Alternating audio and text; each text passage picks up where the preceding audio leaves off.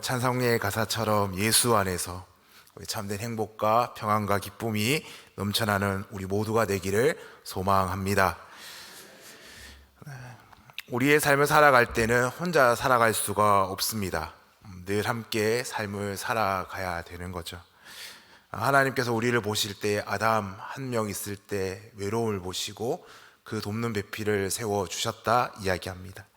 우리가 잘 아는 아프리카 속담에도 그런 말이 있습니다. 한 아이를 키우는데 온 마을이 필요하다. 그 뜻은 한 명 한 명의 아이들이 신이 보내주신 선물이다 라는 고백이 담겨 있습니다. 그 선물을 잘 키워내기 위해서 사회 전체적인 전폭적인 상호작용이 필요함을 설명하고 있는 거죠. 부모도 학교도 이웃 이 모두가 힘을 합쳐서 교육하고 양육하고 키워내야지만은 한 아이가 잘 자라난다고 하는 속담이기도 합니다. 한 아이가 태어났을 때 첫 번째 친구를 만납니다. 그 친구가 누구입니까? 부모입니다. 부모라는 친구를 만나고 또한 자라서 유치원에 가면 동기라는 친구를 만납니다. 그리고 학교를 가고 졸업하여 취업을 하면 사회생활을 하다가 동료를 만나게 됩니다. 그처럼 사람은 혼자 살지 못합니다. 저 또한 오늘 이 자리에 서기까지 많은 분들의 기도로 또한 하나님께서 보내주신 사람들을 통해서 교육되어지고 양육되어져서 지금 이 자리에 서 있다고 저는 생각합니다. 그렇기 때문에 우리는 사람의 도움이라는 것이 늘 필요한 것이며 늘 받아야 하는 것을 기억하게 됩니다. 저도 신학교를 졸업한 지 조금 되었습니다. 졸업한 지가 조금 되었습니다. 인생을 살면서 많은 사람들을 만났지만은 신학교 동기들만큼 또한 가까이 하고 또한 가족같이 지내는 동기들 또한 몇 없는 것 같습니다. 금성빌 305호라는 빌라에 남자 4명이 모여 살았습니다. 그 남자 4명 중에 한 명이 저입니다. 한 분은 대구 제일교회 지금 부목사로 섬기고 있고, 한 분은 또 수색교회 부목사로 섬기고 있고, 한 분은 이제 목회에 소명이 없는 것 같다. 그래서 취업을 하여서 청년지원센터의 과장으로 일하고 있는 또한 성도가 있습니다. 저희는 그렇게 4명이 모여서 함께 신학의 책도 읽고 공부도 하고 살았습니다. 그 도움을 바탕으로 지금 각기 다른 위치에서 목회 현장에서 삶의 현장에서 서로 협력하며 지내고 있습니다. 오늘 성경의 말씀을 보면 4명이라는 숫자적 개념이 나타납니다. 오늘 말씀 보면 오늘 3절의 말씀 보면 이렇게 기록합니다. 사람들이 한 중풍병자를 4사람에게 메워 가지고 예수께 나왔다라고 이야기합니다. 4사람 한 병자를 메고 그 앞에 나왔다라고 합니다. 오늘 성경의 말씀은 마태복음, 오늘 읽은 마가복음, 누가복음, 공관복음에 동일하게 기록되어 있음을 살펴볼 수 있습니다. 그러나 4사람이 메어왔다라는 단어는 오늘 본문에 나타난 단어이기도 합니다. 오늘 1절부터 차근차근 한번 살펴보려고 합니다. 오늘 1절은 이렇게 이야기합니다. 수일 후에 예수께서 다시 가버나움에 들어가시니 이야기합니다. 예수님께서 그곳에 방문하셨습니다. 며칠 동안 떠나가 계셨는지 알 수 없으나 떠나가셨다가 다시 그곳에 오십니다. 그리고 가버나움에 들어가셨고 누구의 집이 아니라 이름 알 수 없는 그 집에 예수님이 계시다는 소문을 듣고 2절에 많은 사람이 모여들었다라고 이야기합니다. 그 많은 사람들이 모여서 그 집에 발을 디딜 수 없을 만큼 사람이 가득 차 있음을 이야기하고 있습니다. 1절과 2절의 말씀을 통해서 예수님 계신 그 공간적인 배경을 우리는 알 수 있습니다. 그 사건이 일어났던 그곳, 이야기가 전개되어지는 그곳이 1절과 2절에 나타나고 있다라는 것입니다. 오늘 예수님과 그의 제자들이 머무는 그곳에 많은 소문을 듣고 그 주위에 있었던 사람들이 그곳에 모이기 시작합니다. 그 소문을 듣고 오늘 그 침상을 메었다라고 이야기하는 네 사람이 그 한 사람을 위해 수고했던 그 수고도 그곳을 향하여 발걸음하고 있음을 우리는 상상해 볼 수 있습니다. 얼마나 많은 소문이 났겠습니까? 예수님께 가면 모든 것이 나을 수 있다고, 모든 문제가 해결될 수 있다고, 그 옷자락만 만졌는데도 낫더라라는 이야기를 들었고, 그 귀에 들린 그 소문으로 인해서 많은 사람들이 그곳에 모였다고 이야기하고 있는 것입니다. 문 앞에까지 설 수 없을 만큼 모였습니다. 그러나 예수님께서 그 사람들을 한 명 한 명 만나주시면서 이야기를 들어주신 것이 아니라 어떻게 하십니까? 예수께서 그들에게 도를 말씀하셨다. 로고스, 진리의 말씀, 하나님의 나라의 말씀을 그들에게 전하였다라고 합니다. 한 명 한 명이 아니라 그곳에 모인 무리들에게 말입니다. 그런데 황당한 일이 발생합니다. 이런 기이한 장면을 이들은 경험하지 못하였습니다. 그렇게 될 것이라고 생각하지도 않았습니다. 그러나 그 사건은 절박한 사람들이 만들어낸 기적이기도 합니다. 일에 관계된 사람은 오늘 성경은 4명으로 이야기하고 있지만은 그 지붕에 그 환자를 올리기 위해서 4명으로 가능할까요? 4명 이외에 많은 사람들이 그 환자를 도와 그 지붕 위에 올렸다고 저는 생각되어집니다. 그 4명의 수고, 4명 이상의 수고, 그들에게 있었던 그것은 그들의 간절한 마음이었습니다. 아픈 이를 보고 버려두는 것이 아니라 그를 구하려는 간절한 마음이었습니다. 이 병자에 대해 안타까운 마음이 그들에게 있었습니다. 마음이 컸기 때문에 분명히 그들은 힘든 수고도 마다하지 않고 그곳에 갔던 것입니다. 그들같이 한마음 되어 이 아픈 사람의 문제를 해결해 주고 싶은 그의 마음이 묻어나서 오늘의 기적을 만들어냅니다. 예수님에 대한 소문을 들었고 그에게 희망을 걸었기 때문에 그 사람들은 그까지 갈 수 있었던 것입니다. 그런데 와서 보니까 그 상황이 좋지 않습니다. 왜 예수님 앞에 저렇게 많은 사람들이 있는지, 안 되겠다, 돌아가자, 포기하자는 말이 그들의 입에 담겨 있었지 않았겠습니까? 귀찮아하는 그의 마음이 생길 수도 있습니다. 그저 저 많은 사람들 보고 기적이 일어날 것 같지 않다, 돌아가자 할 수도 있습니다. 그러나 그들의 절박함, 그 의지는 그것을 꺾지 못함을 볼 수 있습니다. 결국 그들은 지붕을 뚫고자 합니다. 그 지붕에 기어 올라가려고 합니다.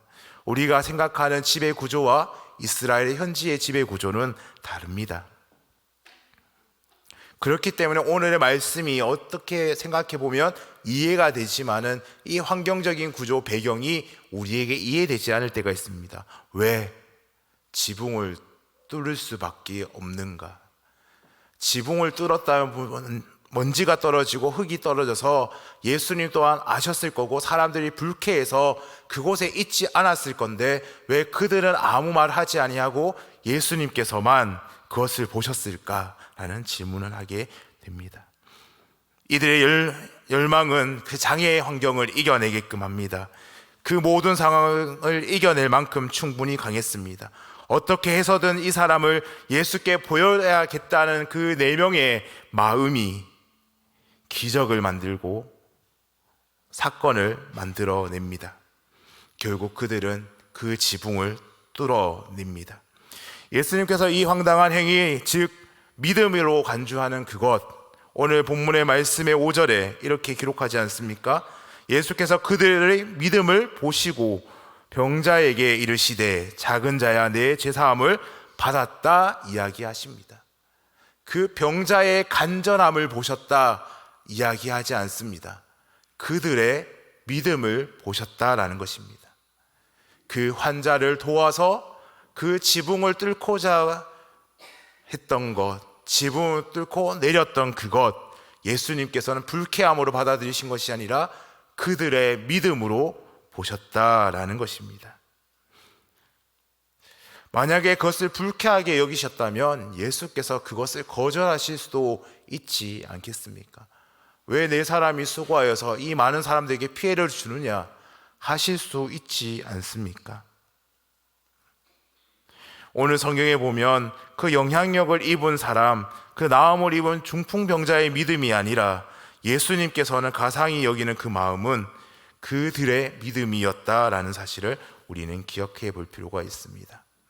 이런 맥락에서 오늘 본문을 다시 읽게 되면 시선을 머물게 하는 단어들이 있습니다. 그것이 바로 사람입니다.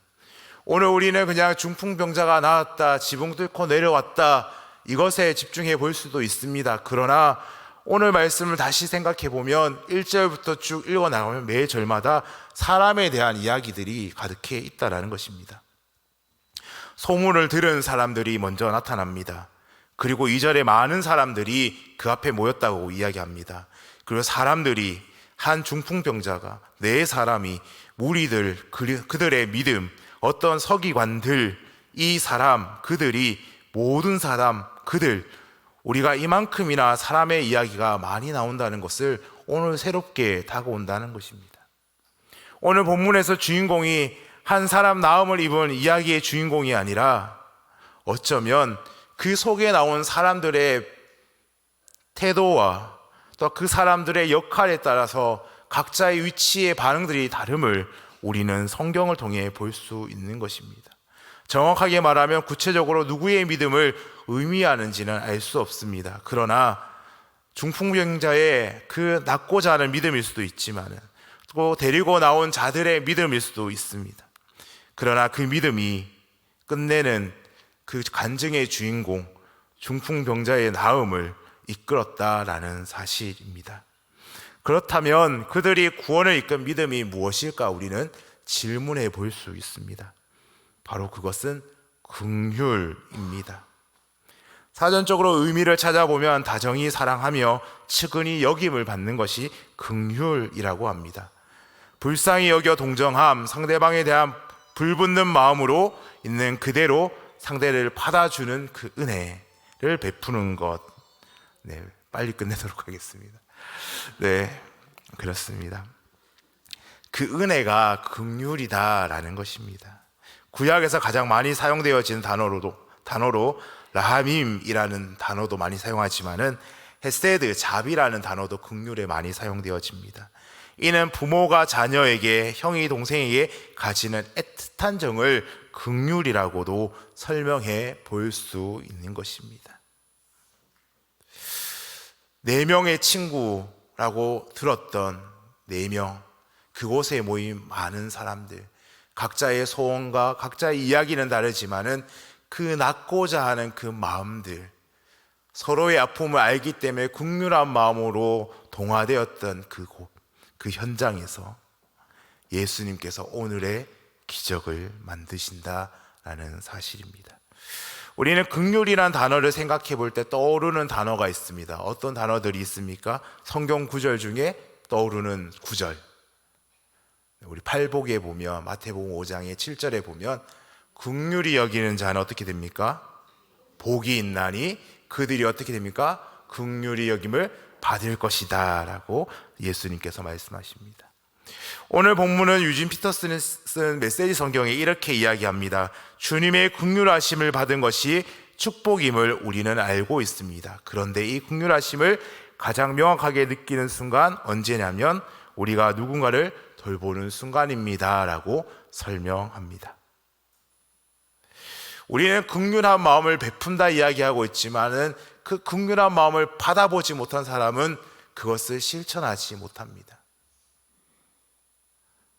우리가 긍휼함을 여김을 받았기 때문에 긍휼함을 베풀 수 있는 것입니다.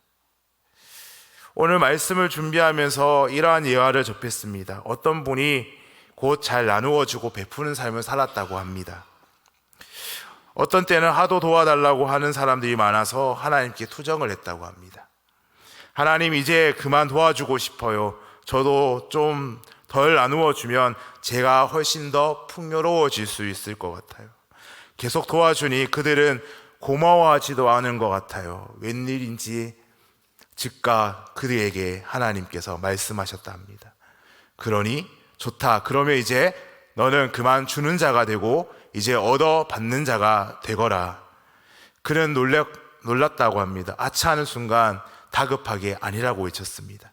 아니요, 하나님, 그 말씀이 없던 걸로 하겠습니다. 앞으로 제가 계속 주는 자가 되겠습니다. 우리가 도움을 줄 수 있다는 것은 내가 많이 가져서 나눠주는 것이 아니라 그 은혜를 알기 때문에 나누어 줄 수 있는 것입니다. 때로는 내가 바보처럼 보일 수도 있습니다.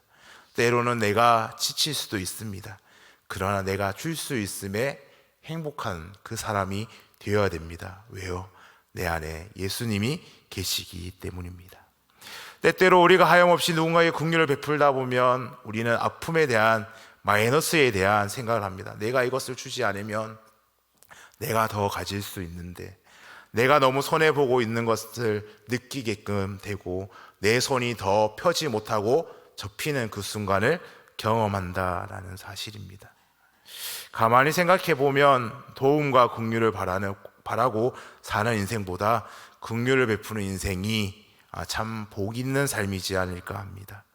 누군가에게 베풀 긍휼이 있다는 것을 깨닫는 순간 이미 우리는 많은 긍휼을 받은 존재임을 고백하게 된다는 사실입니다. 그런데 나는 지금 어떻습니까? 그 긍휼을 베풀어 주는 사람입니까?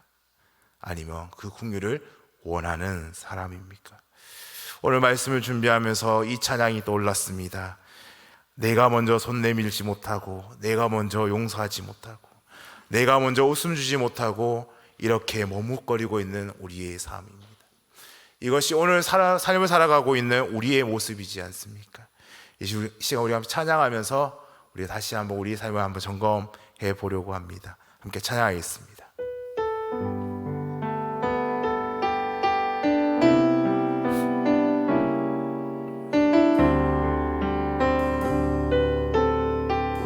내가 먼저 손 내밀지 못하고, 내가 먼저 손 내밀지 못하고,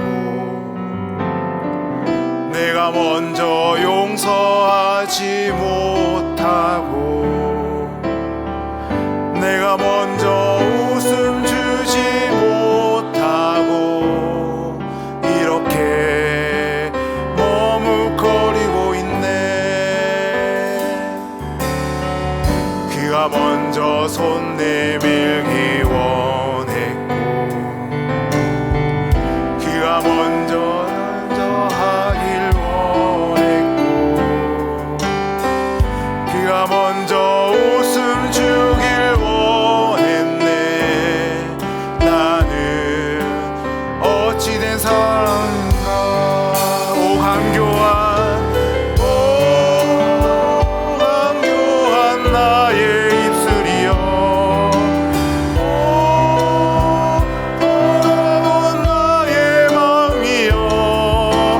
왜 나의 입은 사랑을 말하면서, 왜 나의 마음은 화해를 바라면서, 왜 내가 먼저 져줄 수 없는가. 왜 내가 먼저 손해볼 수 없는가. 오늘 나는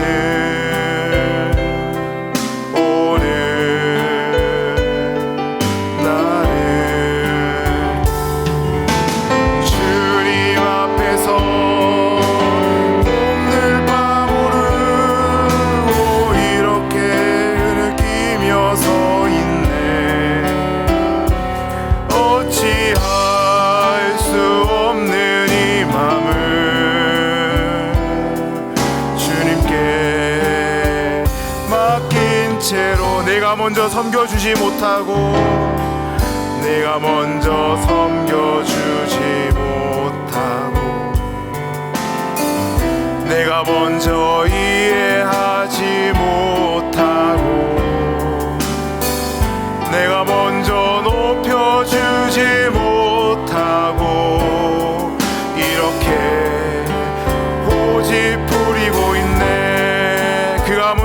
섬겨주길, 그가 섬겨주길 원했고, 그가 먼저 이해하길 원했고, 그가 먼저 높여주길 원했네. 나는 어찌된 사람인가. 오 추악한 나의 욕심이여, 서글픈 나의 자존심이여, 왜 나의 입은 사랑을 말하면서, 왜 나의 말하면서, 왜 내가 먼저 젖을 수 없는가, 왜 내가 먼저 손해볼 수 없는가. 오늘 나는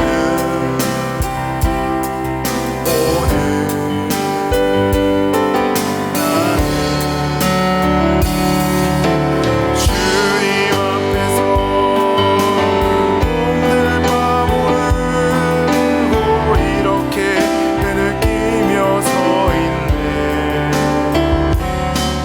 지할 수 없는 이 맘을 주님께 맡긴 채로. 그렇습니다. 우리의 삶은 어떻습니까? 오늘 찬양의 가사와 같이 내가 먼저 손 내밀지 못하고 그 손을, 내민 손을 잡고자 하는 우리의 마음이지 않습니까? 주께서 우리에게 먼저 용서하라 하셨지만은 먼저 고개를 숙여 내게 다가오는 사람을 더 환영하셨지 않습니까?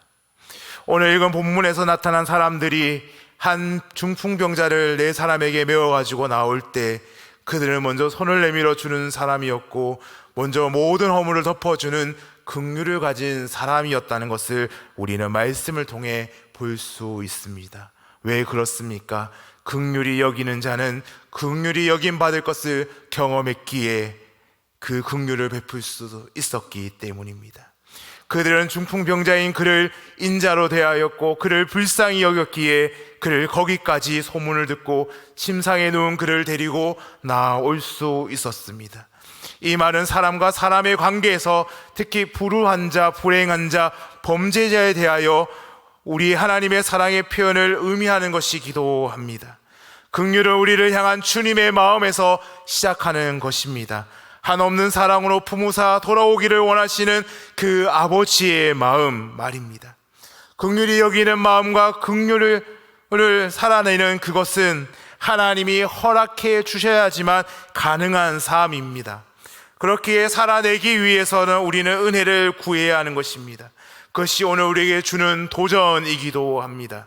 우리가 긍휼히 여겨야 할 사람들을 우리가 잊어버리고 무관심하게 살아가고는 있지 않습니까? 이 세상의 윤리와 가치를 대를 위해 소를 희생하는 것으로만 간주하고 희생만을 강요하고 있지는 않습니까? 그러나 우리 하나님은 계산은 대를 위하여 소를 절대 포기할 수 없다고 말씀하십니다. 이러한 계산의 원리는 바로 사랑입니다. 사랑이 아니고는 이해가 안 되는 계산입니다. 긍휼히 여기는 마음은 누구나 가질 수 있는 것이 아니기 때문입니다. 이 마음은 이미 하나님의 사랑을 체험한 사람만이 가질 수 있는 것입니다. 이것이 굉장한 축복이며 우리는 이것을 사모해야 하는 것입니다. 요한일서 4장 9절에도 분명하게 기록합니다. 우리가 사랑하면 그가 먼저 우리를 사랑함이라고 그렇게 말씀하시지 않습니까? 우리 그리스도인들이 사랑할 수 있는 이유가 있다면 그것은 우리가 큰 사랑을 받았기 때문입니다. 마태복음 18장 33절의 말씀에도 내가 너를 불쌍히 여김과 같이 너도 내 동료를 불쌍히 여김이 마땅하지 아니하냐 하고 말씀하십니다. 우리가 긍휼히 여겨야 한 이유, 그것은 분명합니다. 첫째는 긍휼히 여김은 어떤 추상적이 아니라 우리의 직접적인 행동으로 이끌어내야 되기 때문입니다. 둘째는 우리가 참으로 긍휼히 여겨야 할 대상을 알고 있기 때문인 것입니다. 우리가 누구를 긍휼히 여긴다는 것은 분명히 우리의 어떤 부분을 포기하거나 희생할 각오가 되어 있지 아니하면 긍휼을 베풀 수 없습니다. 불가능합니다. 우리가 사람들을 긍휼히 여긴다는 것은 용기가 필요합니다. 예수님은 세리를 긍휼히 여기시다가도 창녀들을 불쌍히 여기셨고 눈먼 자 안준뱅이를 긍휼히 여기시며 그에게 은혜를 베풀어 주십니다. 소위 사회의 지도층에 있는 그분께서 그 밖에 있는 사람들을 품으셨다라는 것입니다. 그러나 우리는 주님이 그렇게 하지 않고는 주님의 모습을 닮아가지 못합니다. 주님처럼 우리도 행해야 하는 것입니다. 그것이 우리를 사랑하시는 주님의 마음입니다. 성경은 우리가 바로 그 사랑을 먼저 받은 사람이기에 우리도 그렇게 긍휼을 베풀어야 한다고 말씀하십니다. 오늘 우리들의 예수님의 긍휼하심을 입어 긍휼의 걸음, 그 걸음을 내디딜 용기가 우리 가운데 필요한 것입니다. 우리가 참 쉽게 잊고 살아가는 그것을 다시 한번 회복해야 된다는 사실입니다. 우리에게 다가오셔서 우리를 만져주시고 우리와 함께 하시는 그 하나님의 마음, 그 마음이 우리 가운데 살아 역사하셔서 그 긍휼하심을 베풀 수 있는 우리의 삶이 되어야 된다는 것입니다. 이 긍휼은 영생의 말씀입니다. 하나님과 원수된 우리를 불쌍히 여기사 용서하시고 회복시켜 주시겠다는 말씀이기도 합니다. 하나님의 긍휼하심을 받기 시작한다는 것은 우리의 비천함이 해결되는 것이고 우리의 자존심이 해결되는 문제입니다. 그렇기 때문에 하나님의 긍휼을 구하는 우리들이 되기를 소망합니다. 우리가 오늘 호스피스 선교회 헌신 예배를 드립니다. 호스피스의 어원의 말은 이렇습니다. 순례자의 숙박소라는 어원의 의미를 가지고 있습니다. 호스피스는 또한 그 순례길에, 유럽의 순례길을 순례하다가 아픈 사람들, 무용고자들을 또 교회 안에서 치료한 것을 기억하면서 또한 그 운동이 또한 크게 벌어졌고 또 그 운동을 통해서 지금은 죽음을 앞두고 있는 이들에게 또 천국을 소망하는 그런 운동으로 변했습니다. 어쩌면 오늘날의 호스피스는 정신적 고통에 대한 대처와 남겨진 자 또한 또 살아있는 자들의 보살핌과 함께 나타납니다. 우리 대봉교회 호스피스 선교회도 또 아픈 자들을 위하여 기도하고 섬기고 또 함께 그 일들을 감당하고 있습니다. 오늘 말씀은 우리에게 다시 한번 도전을 줍니다. 많은 사람 앞에서 호스피스라는 그 단어 앞에 순례자의 숙박소, 어쩌면 그 여행자의 아픔을 돌보는 그 행위, 오늘 우리가 한국교회 안에서 교회 신앙생활 안에서 마음의 상처를 입은 그들에게 또한 육체적인 고통을 당하는 그들에게 긍휼함을 베풀어 하나님의 은혜를 나누고자 하는 그것이 우리 가운데 있어야 됩니다. 오늘 호스피스 선교회 헌신 예배를 준비하면서 많은 본문들이 떠올랐습니다. 38년 된 병자의 이야기도 떠올랐고 많은 성경의 아픔에 대한 이야기도 떠올랐습니다. 그러나 오늘 말씀이 저의 시선을 이끌게 했던 것은 많은 사람들 앞에서입니다. 많은 사람들이 우리에게 손을 내밀어 그 긍휼을 베풀어 달라고 손을 내밉니다. 우리는 그 펼친 손 앞에 예수 그리스도의 사랑의 마음으로 그들에게 다가서야 되고 손을 잡아줄 수 있는 자들이어야 합니다. 어째 오늘 선교회 인원이 이렇게 많은 줄 저는 오늘 처음 알았습니다. 네, 오늘 16일이 되면 제가 대봉교회 온 지 이제 1년이 되고 또 부임한 지 1년이 되는데 호스피스 선교회 헌신 예배 오늘 처음이거든요. 회원들이 이만큼 많을 줄 몰랐어요. 근데 오늘 다 보면 저희 교구도 많아요. 보면 다 신방했는 교구고 다 가정사를 아는 분들이잖아요. 보면 아픔을 또 육체적 아픔을 경험했던 분들이시고 그 아픔을 이기셨던 분들이고 또 그 아픔을 알기 때문에 또 아픈 이들을 위해 기도할 수 있는 분들이고 또 그런 분들이 모였다라고 생각되어집니다. 어쩌면 우리가 내가 긍휼을 받았다, 하나님 받았다 이야기하지만은 받았다는 것을 끝나는 것이 아니라 이제는 우리가 실천해야 합니다. 이제 세상으로 나갈 때 많은 사람들이 우리의 눈앞에 서 있습니다.